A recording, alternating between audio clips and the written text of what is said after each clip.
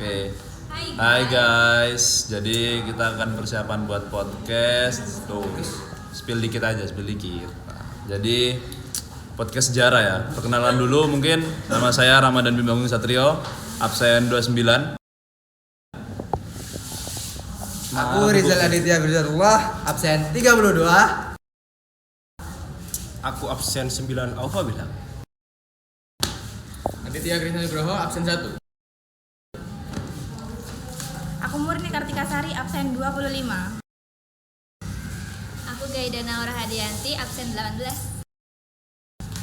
Aku Alifia Yukidianti Putri, absen 4. Oke, itu ya guys untuk personelnya. Jadi ditunggu aja podcastnya ya.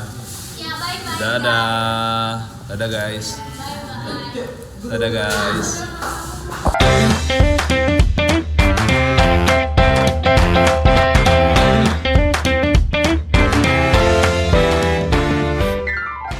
Assalamualaikum warahmatullahi wabarakatuh. Selamat datang di Sejarah Bicara, podcast yang mengupas semua peristiwa-peristiwa bersejarah di Indonesia. Perkenalkan, nama saya Ramadan Bima Agung Satrio dan rekan saya Rizal Aditya Firdaullah. Nah, jadi di podcast kali ini tuh kita akan membahas tentang masa-masa peralihan guys. Dari masa Orde Lama ke Orde Baru. Apa aja sih kejadian-kejadian itu?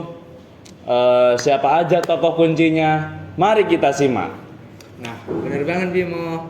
Masa sih cuman kita berdua aja? Oh, tentu enggak dong Jal. Santai dulu bos. Ya, Kita juga kedatangan tamu juga bos, teman kita bos dua. Jadi katanya ini mereka berdua ini punya ilmu sejarah. Wow. Jadi tanpa lama-lama lagi mungkin kali ya, Kita panggil Abil dan Tika.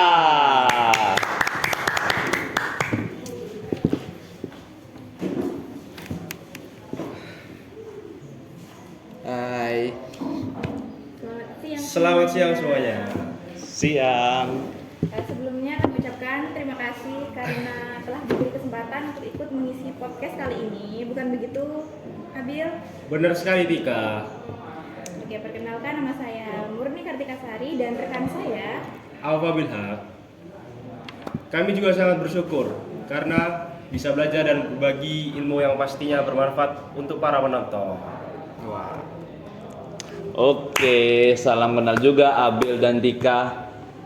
Mungkin kita mulai aja kali ya podcastnya. Jadi sesuai dengan tema tadi, kita akan membahas masa peralihan dari Orde Lama ke Orde Baru.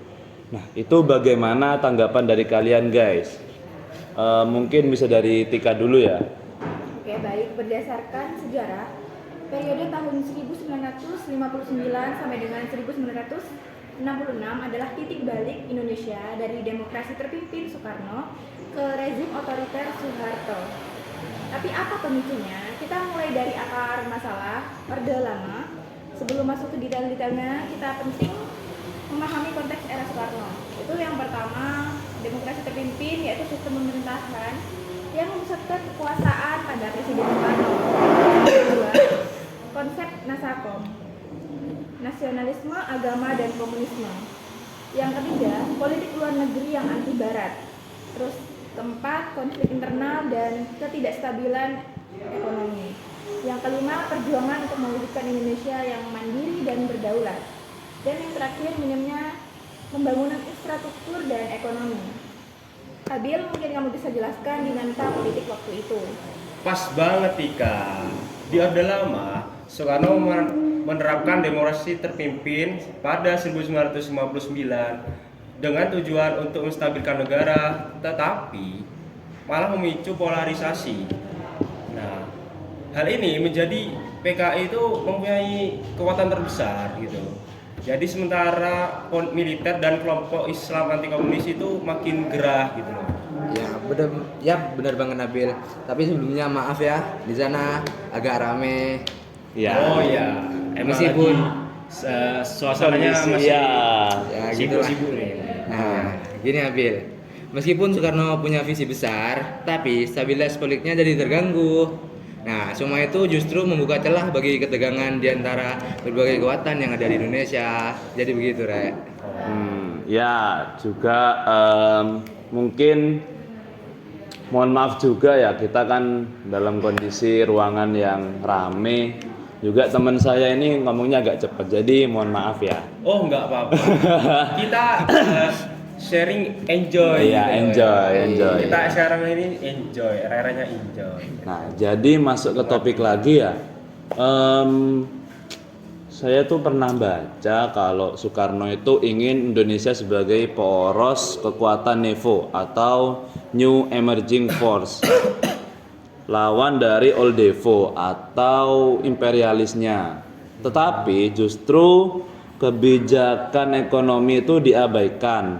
Contohnya proyek mercusuar seperti Ganevo atau yang mungkin belum tahu ya, Game of the New Emerging Force yang menghabiskan anggaran. Oke Bimo, aku ada tambahan ya Bimo. Itu hiperinflamasi parah waktu itu. Jadi pada tahun 1965 harga beras itu naik banget sebesar 900% dalam setahun. Bayangin aja kan gimana rakyat kelaparan. Terus malah elit politik itu sibuk berkonflik. Mungkin Rizal ada fakta ekonomi lain yang mau disampaikan? Yap, benar Dika. Defisit negara mencapai 300% di tahun 1965. Nah, Soekarno itu fokus pada politik luar negerinya seperti konfrontasi dengan Malaysia, alih-alih memperbaiki ekonomi. Nah, ini jadi salah satu alasan militer dan Barat ingin perubahan. Nah, ini nggak kalah penting peran PKI yang makin dominan. Mereka itu usulkan pembentukan angkatan kelima militer buruh. Tentara merasa terancam, memicu ketegangan dengan pihak seperti Jenderal Nasution. Nah, memang ketegangan itu makin memanas. Dan peristiwa G30 SPKI itu jadi titik balik yang mengubah segalanya. Nah, banyak nih versi yang beredar, tetapi nggak ada yang benar-benar siapapun yang berada di balik semua ini. Wow. Gitu jadi. Wow. Oke, berarti puncaknya itu adalah peristiwa G30S PKI pada 30 September 1965. 6 jenderal kita diculik dan dibunuh. Namun pada versi Orde Baru menyebutkan PKI itu merupakan dalam peristiwa tersebut. Tapi sejarawan seperti Benedict Anderson itu menyebutkan adanya keterlibatan internal militer. Gitu ya. Juga kalau pernah aku dengar kalau itu Soekarno juga dianggap lambat untuk merespon. Sementara Mayor Jenderal Soeharto mengambil inisiatif membersihkan kudeta. Dalam 24 jam ia berhasil menguasai Jakarta dan memulai kampanye anti PKI. Cepat juga ternyata ya. Nah, di tengah kekacauan diterbitkan surat perintah 11 Maret tahun 1966 yang disebut juga Super Semar. Nah, dikatakan bahwa Soeharto itu memberi mandat Soekarno bos, kok Soeharto? Oh iya, maaf.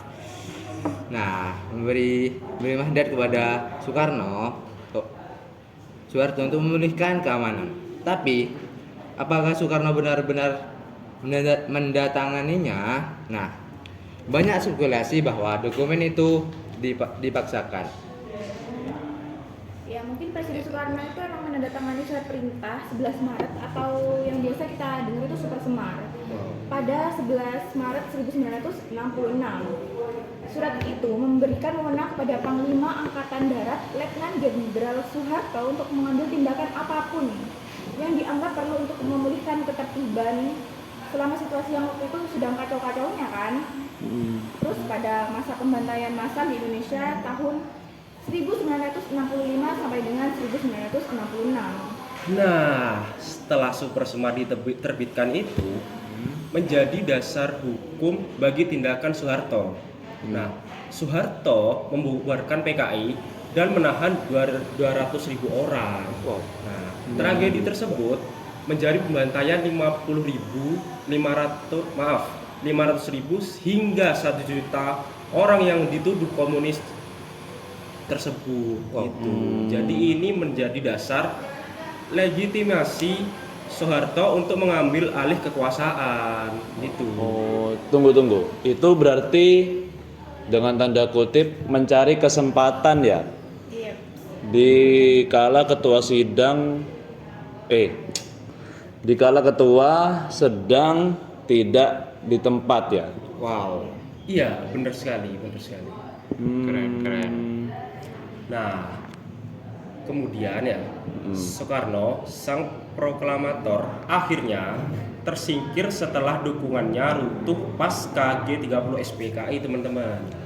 Nah, pada pidato tahun Vivere Periscoloso pada tahun 1964 menunjukkan tekadnya. Namun, ketegangan politik membuatnya kehilangan kendali. Begitu.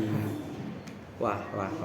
Apa nih alasan Soekarno meminta Soeharto untuk tetap bertanggung jawab mengenai keamanan dan ketertiban? Soeharto, si smiling general, jago banget main politik kan. Waduh. Mulai dari membersihkan PKI hingga menguasai parlemen lewat golkar. Ya, jangan dilupakan juga Jenderal Ahmad Yani dan juga Nasution. Jenderal Ahmad Yani itu jadi korban G30 SPKI, sementara Nasution selamat dan jadi simbol perlawanan militer anti PKI. Nah, ada juga tuh Bimo, tokoh internasional dari US dan CIA dikabarkan mendukung Soeharto melalui operasi intelijen untuk menghalau pengaruh komunis yang ada di Asia Tenggara. Jadi gitu. Emang ya dukungan internasional itu emang besar. Kalau bicara soal ekonomi, meskipun stabil, masih ada masalah besar nggak sih di dalam negeri ini?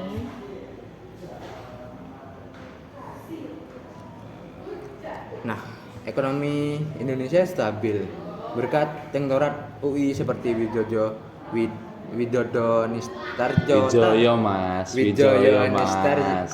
Sorry. Niti Sastro. Nah. Itu loh Mas. Mungkin Rizal grogi ya.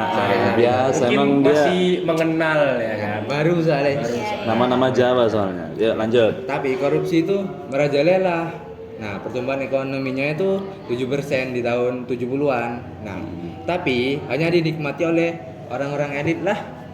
Ya, soalnya politik represif Orde Baru seperti Pak Bro. Seperti apa? Seperti gimana guys? bentar ya, Ya, seperti pemberedelan media, pengekaman kebebasan berpendapat dan sistem satu partai. Terus kayak pada zaman itu tuh menekan suara rakyat banget. Jadi dampaknya tuh masih terasa bahkan setelah reformasi 1998. Nah, jadi sosial budaya era Orde Baru tersebut menanamkan trauma kolektif terhadap PKI. Nah, salah satunya lewat wajib nonton film Pengkhianat G30 SPKI itu teman-teman. Yang diadakan kalau nggak salah sih kayaknya 30 September ya. Nah, sesuai kejadian itu ya. Nah, yang menguatkan narasi resmi pemerintah tentang pemberontakan PKI teman-teman. Wah, bentar nih. Bentar guys. Punya siapa guys? Sorry ya. Maaf. Ada Ya mungkin iklan. lagi Sibuk-sibuknya mungkin. Sibuk, banyak orang yang nelpon ya. Iya. Orang sibuk ya, Orang Mas. sibuk ini. Maaf. Orang sibuk ini. Ya, Lanjut. Gimana tadi? Setiap 30 September. Iya.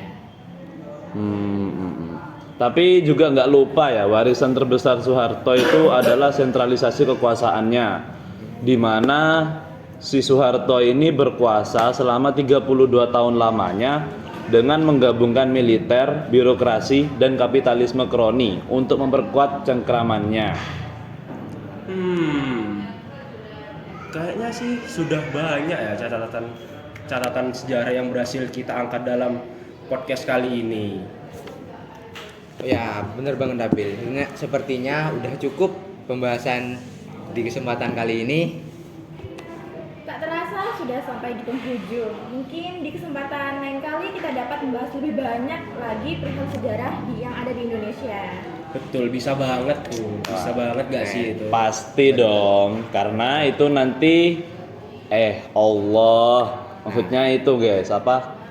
Nantikan podcast kami Ya, podcast selanjutnya. Nah, terima kasih ya guys sudah mau hadir di podcast kali ini. Kita ngadep kamera dulu dong.